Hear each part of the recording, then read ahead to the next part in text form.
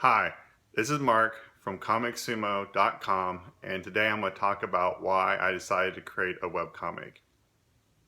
So, for those who don't know me, my background is that I have a day job where I've been fairly successful in career-wise in terms of IT. Now, I didn't sell a company. I'm not a big startup guy. But I've had reasonable good career success.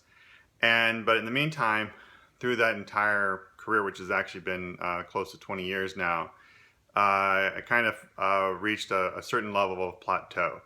I've always wanted to draw and be a storyteller, but like 99.99% of the world, I didn't possess natural uh, drawing talent. So I kind of, when I started at work, I had some times between airplane rides and hotel rooms and just some downtime at work. I started teaching myself how to draw primarily through different YouTube videos. And I kind of just stuck at it. And I've always, again, always had an idea of wanting to be a storyteller. Even when I was a little kid, I like to tell stories, create stories.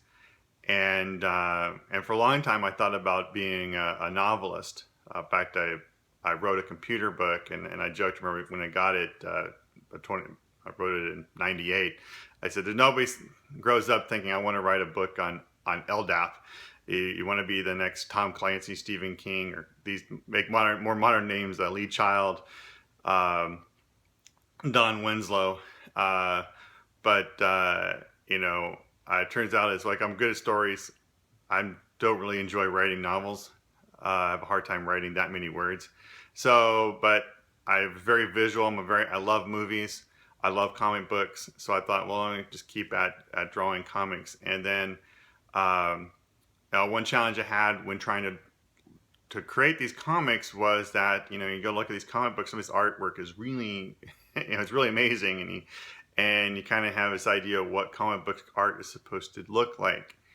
And so I would get really frustrated because my skills yet are not at the point where I draw really good, say, three-dimensional, realistic looking art. But I seem to have a style for this sort of minimalistic style of art, which for the average fan would say is very similar to, say, some like you might see in the old Peanuts cartoons or Calvin and Hobbes, sort of your typical Sunday morning newspapers. That feels really dated nowadays, but I'm sure even the kids online, if you go search up Google Peanuts, you'll find out what we're talking about.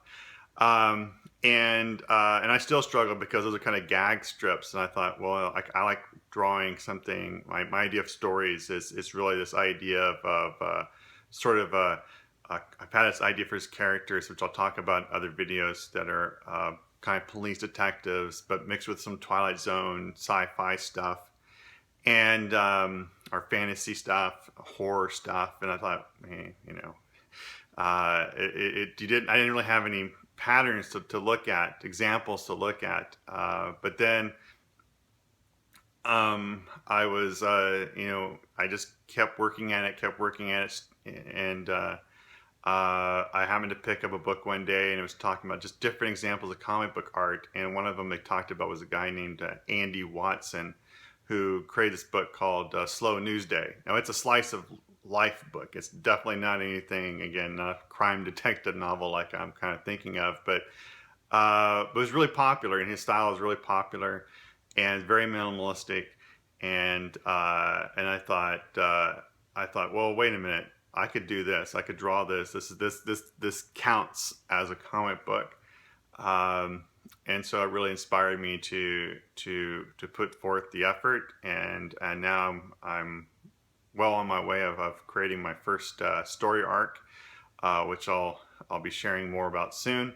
And of course, you can always keep up to date with this by finding me at ComicSumo.com. If you're watching this on my Facebook group video, I'll share the links there for when it's live. If you're watching this on YouTube, please click the link below the video, and it'll take you over to my Facebook page, where I post fairly frequently about my updates and examples of my artwork.